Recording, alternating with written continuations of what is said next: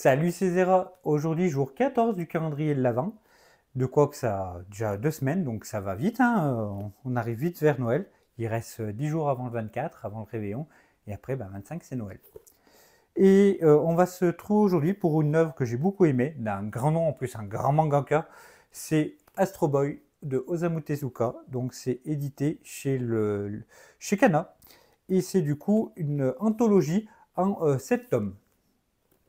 Alors déjà, je vais expliquer ce que c'est une anthologie parce que c'était pas évident pour tout le monde. C'est en gros un best-of. C'est le meilleur des histoires d'Astro Boy parce que je crois qu'au Japon, il y a peut-être une vingtaine de volumes. Et là, en 7 volumes, ils ont vraiment mis les meilleures histoires. Pour ceux qui connaissent peut-être plutôt de Naoki Urasawa, qui est basé sur Astro Boy, sur une des histoires d'Astro Boy, il est dans des tomes, je crois que c'est le 5 ou 6, je sais plus. Donc pareil, si vous avez envie de découvrir l'origine de Pluto, vous pouvez partir un peu sur ça. De quoi parle Astro Boy? Donc déjà, Astro Boy, c'est un récit qui date, qui est ancien, ancien, bien entre guillemets, hein, qui date des années 50, où on va suivre en fait les aventures de Astro le robot, qui vient en fait, on va suivre au début son origine, qui d'un accident de voiture, un garçon va mourir et son père va vouloir créer un robot à son effigie pour pouvoir le remplacer. Mais vu que c'est pas son fils, il va un peu rejeter Astro Boy et Astro, il va se retrouver en fait sous la tutelle d'un autre chercheur, d'un autre scientifique, qui va du coup lui créer une famille. Et du coup, on va suivre en fait le quotidien de ce super robot qui est l'un des robots les plus puissants du Japon et qui va du coup aider quand le Japon a besoin d'aide.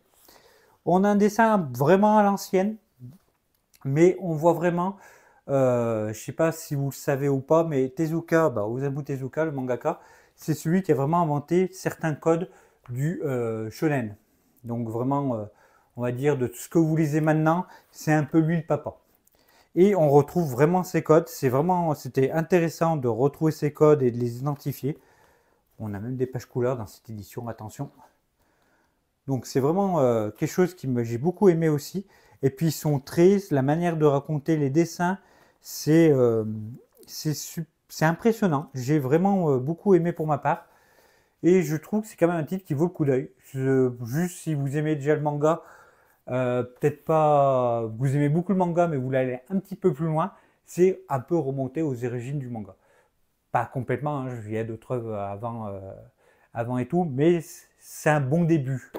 Et moi, tellement un bon début que je me suis mis dans mes envies plusieurs œuvres de Osamu Tezuka que j'ai trop envie de lire maintenant parce que j'ai vraiment aimé sa manière de raconter, son dessin, malgré que ça a presque 70 ans. Hein.